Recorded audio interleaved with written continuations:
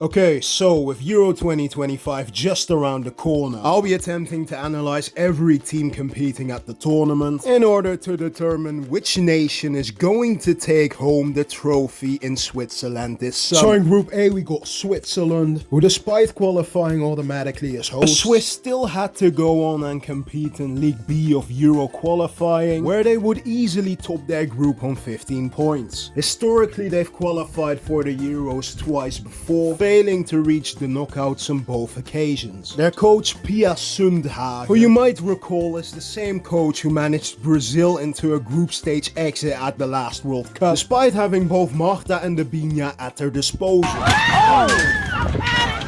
He needs some milk. Has mostly set up a personnel in a 3-5-2 formation. Their main players include defender Viola Caligaris, having been part of a title-winning backline at Juventus this season. A midfield consisting of Arsenal's Lia Valti and Geraldine Reuteler as the number 10, the former having made it to a Champions League final and the latter having scored or assisted 20 goals in all competitions this season. The real point of contention is their front line, because I'm not 100% sure how they're gonna line up here. But when your most lethal attacking outlet is a 34-year-old Ramona Bachmann, who is halfway down the retirement home, it doesn't bode well at all. While a knee injury to Tottenham's Luana Bühler sees the defender rolled out indefinitely, midfielder Sydney Schertenleib should be afforded a decent amount of game time, having had a good debut season as an emerging talent at FC Barcelona. Contrary to Alicia Lehmann, whom we all know is only there as a glorified mascot to boost shirt sales, meanwhile using the sport as a vehicle to promote their Instagram profile.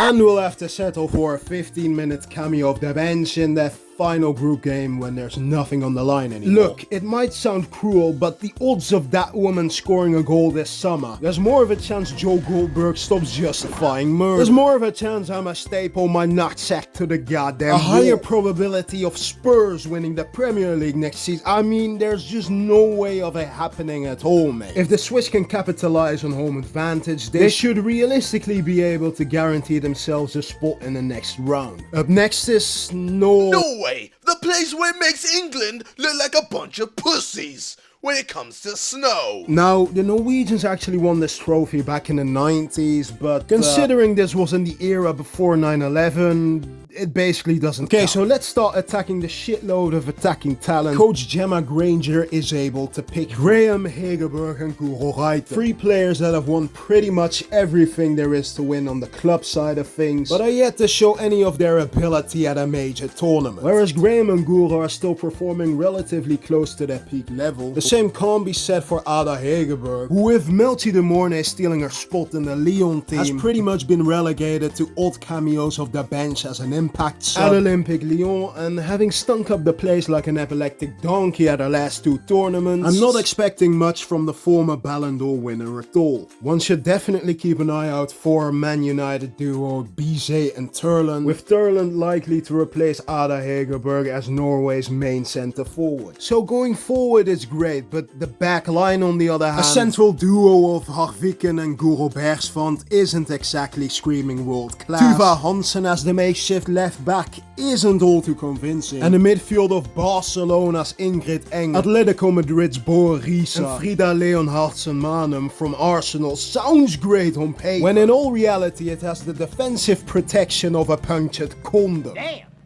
Shit. That is whack. Defense has never been their A-game, and I honestly think their back line is just a travesty waiting to happen. Remember how badly they got picked apart against New Zealand at the World Cup? I swear, India Paige Riley was made to look like the second coming of Iniesta. It was tragic, man. Let's not forget when they conceded 8 against England back in 2022.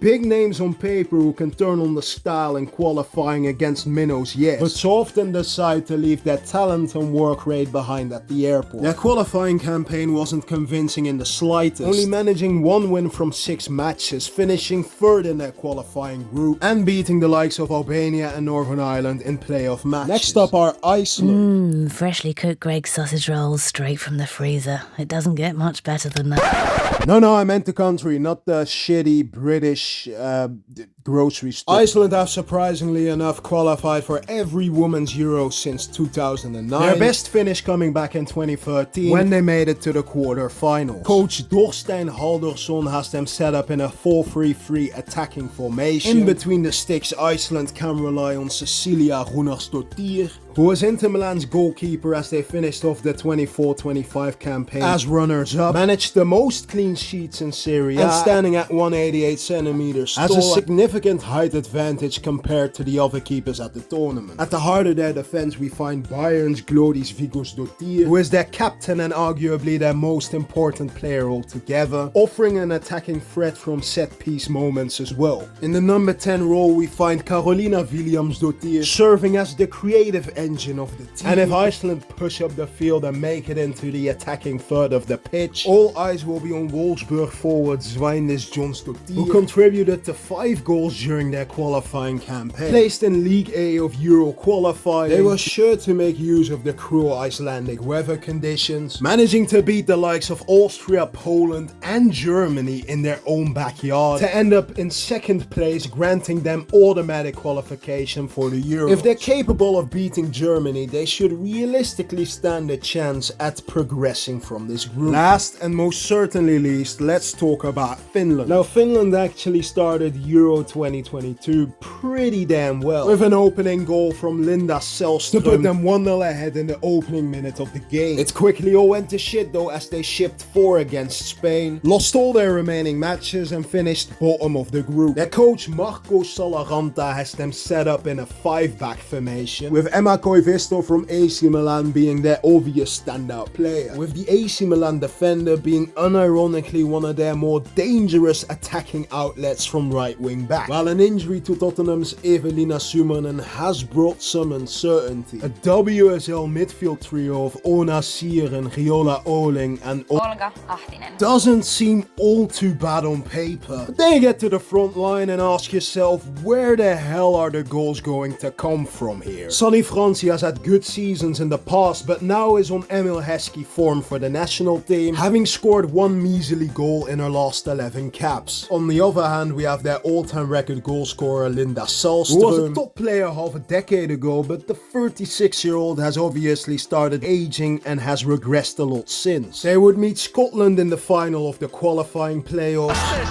Last time they caught us off guard. But this time we're rewriting the playbook. Oh, no, no, no, no. To secure qualification for the tournament. But yeah, having lost to Serbia and drew to Belarus recently, no way in hell these guys aren't finishing bottom of their group.